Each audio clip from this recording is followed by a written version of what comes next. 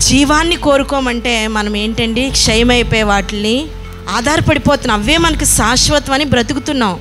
ఎందుకండి మనం జీవాన్ని కోరుకోలేకపోతున్నాము అంటే ఫాల్ట్ మనలోనే ఉంది. దేవుని శక్తిని కోరుకోండి.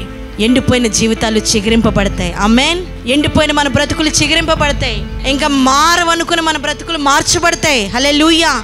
ఇంక నా రోగము కుదర్చబడితే ఇంకంతే, నా జీవితకాలం అంతే అని నువ్వు బాధపడుతున్నావేమో, దేవుడు నీ రోగాన్ని కుదర్చబోతున్నాడు.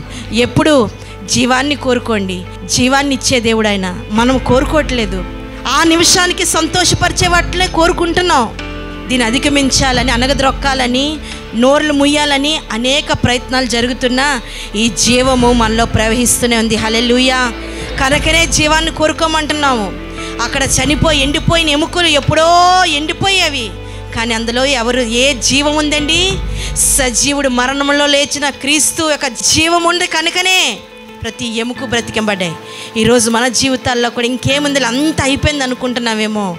చచ్చిపోయిన నీ జీవితం, ఎండిపోయిన నీ బ్రతుకు, మూడు బారిపోయిన నీ జీవితము, బీడు బారిపోయిన భూమి లాంటి నీ బ్రతుకు దేవుడు చిగురింపబోతున్నాడు. హల్లెలూయా. దేవునికి మహిమ కలుగును గాక. జీవాన్ని కోరుకుందాము. మనం అనేక మందిని జీవింపచేద్దాము.